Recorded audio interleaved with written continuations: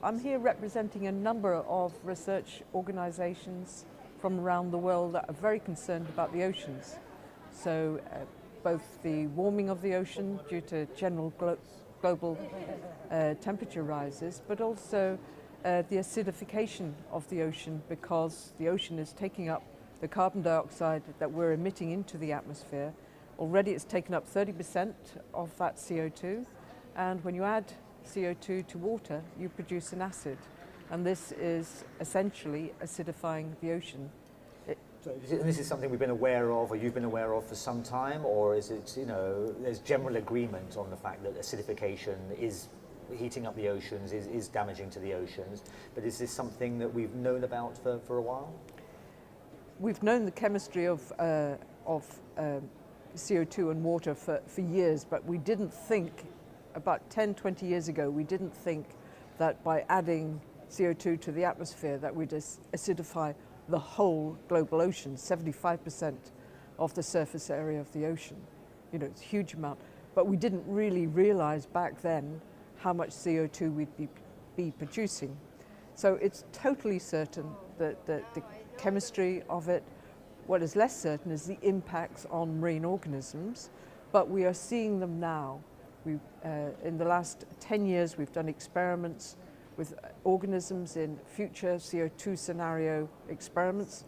That is, how does this organism respond in a higher CO2 ocean?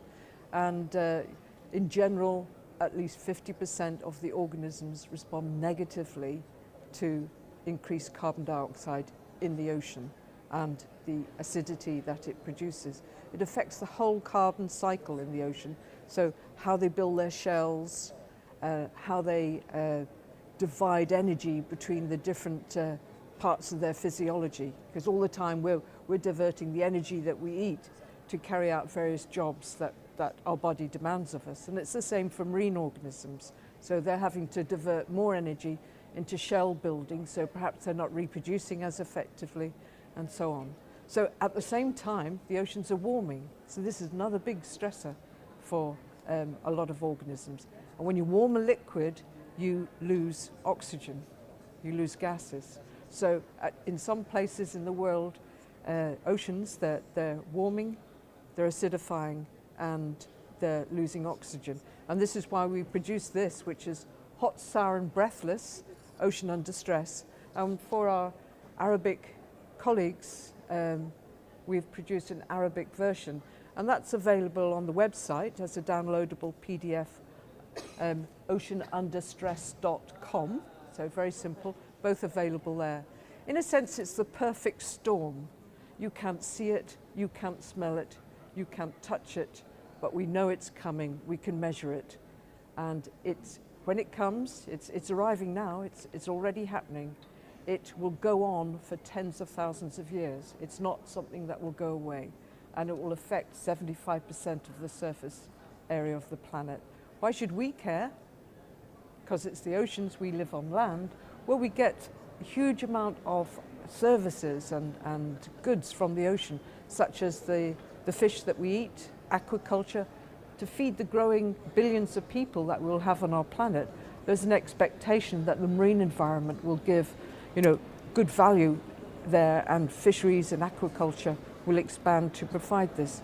With 1 billion people depending on ocean protein as their sole protein source, this is a serious concern that the ecosystems that we depend on, the marine ecosystems that we depend on, will be impacted by this in a way perhaps not seen for 30 million years.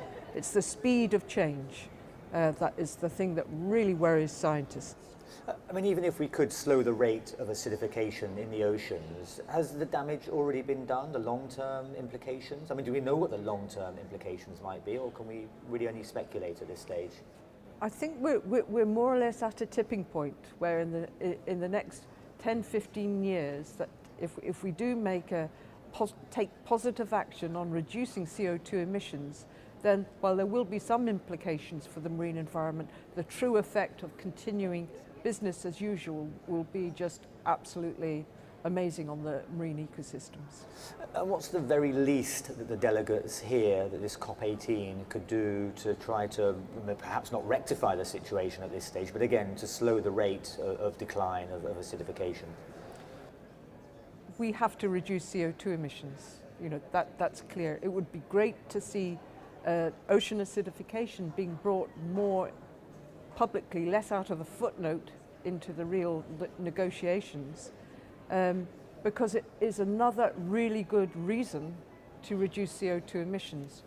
But we also need to include adaptation to acidification and ocean warming in the whole process as well. And there are a lot of coastal and small island developing states.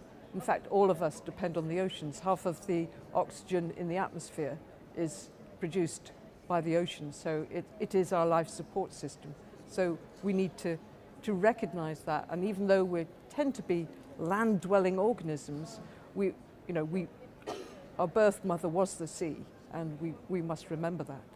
I mean, is that a challenge, a difficulty in trying to get the message across? Because as you say, most of us don't live close to the sea. Is there a kind of an attitude, well, it's out there somewhere, it's deep down below, we don't have to see it?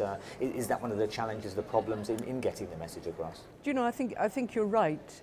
Even though we all like to go to the seaside, we spend money, diving, tourism is around shores and beaches is very big, so we love it. We like to know it's there, but I don't think people realize how this vast system is being damaged, and I think they would care.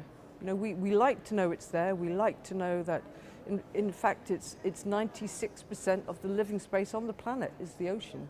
You know, and we're here talking about the other 4%. So I'm just saying, if, you know, a bit of equity for the ocean would be great.